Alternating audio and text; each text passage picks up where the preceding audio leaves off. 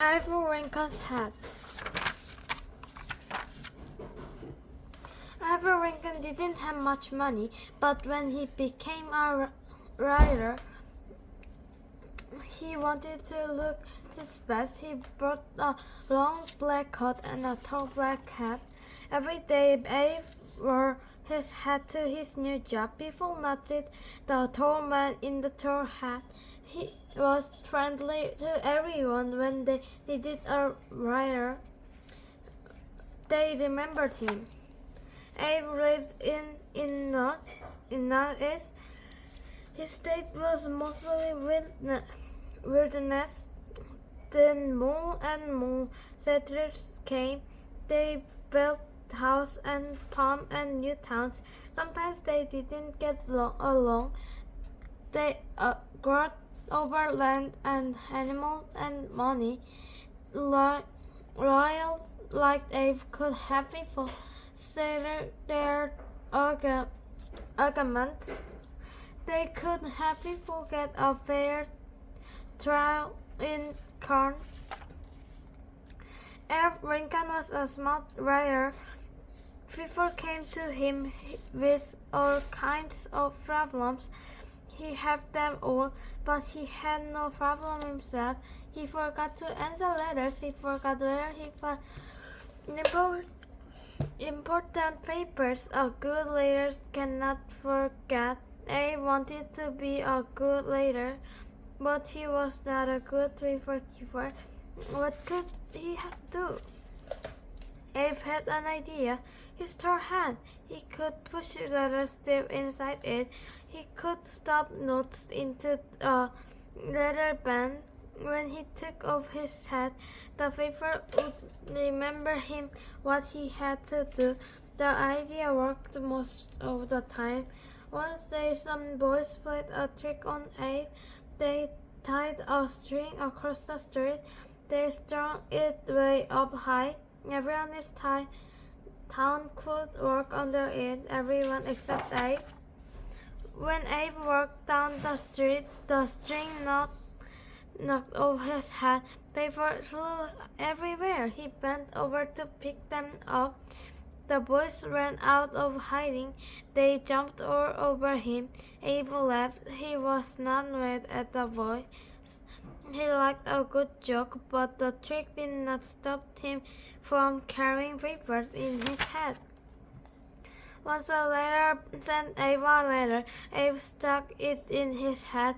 The next day, Abe brought a new hat. He put away his old one. Weeks later, the wire wrote again. Why didn't you answer my letters? Then Abe remembered. The letter was still the old hat. The letter Many towns in millions had no lawyers and no judges. So every spring and fall, a judge and some lawyers traveled from town to town. Abe went to he packed his hat with paper, his checkbook, and a handkerchief. At the head of the parade, a rider rode the judge. No one could miss him. He weighed over 300 pounds. Two horses pulled his buggy. Abe's horse was skinny and slow. His name is Old Buck. Abe and Old Buck traveled lonely country roads in the snow, in the rain, in the mud. Traveling made Abe very tired. He dreamed of a soft bed and a good meal, but the lion had to stay at the full country inn. The food was bad, the room was cold, the beds were carried with bugs. The lion had to share beds, except the judge. He had his one bed. Early in the morning, the house bell would ring. Abe hurried to count. Pigs lived on the country house. Abe had to talk loudly over the guns and skirts. People came from near and from to hear Abe. He made charts easy to understand. He told jokes and stories people and he could make a cat laugh. Once Abe whispered a joke to another layer. The lawyer laughed out loud. Quiet, the judge yelled. You are fined $5. When the trial was over, the judge asked to hear the joke. He laughed and hard as the lawyer. That was worth $5, he said. We got the fine. At another trial, two men agreed over who wanted a young horse. Each said he wanted the mother of the court. Abe let everyone outside. He put the grown horse on one side of the yard. He had the colt and on the other side. Then he set the colt free. It headed straight to its little mother. Once there, Abe got a letter. It was from Hannah Armstrong. A year before, Abe had lived with her family. Mr. Armstrong cooked for Abe. She sewed up the horse in his pants. Now she begged for help. Her son Dove was in jail for murder. Abe did not stick this letter in his head. He wrote back right away. Of course I'll have you. Dove had been in a big fight. It was very dark, but a man said he saw Dove kill someone. Dove said he did not do it. Abe believed Dove, but how could he prove that the man was wrong or right? How could you see in the dark? Abe asked the man. The moon was full. The man said it was bright as day. Are you sure the moon was full? Abe asked again and again. Yes, the man whispered.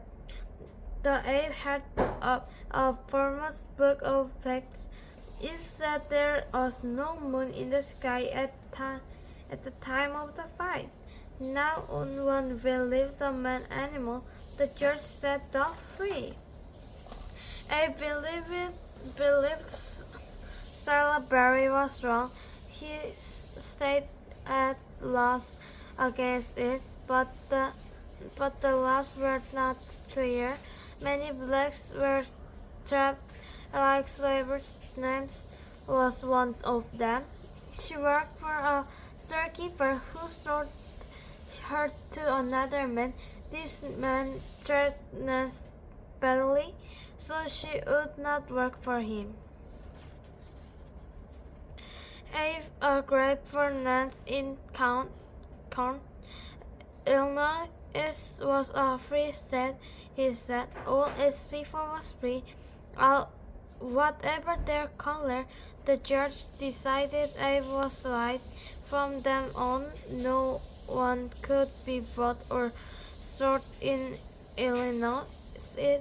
Abe had saved Nance, but half the states in America still had slavery.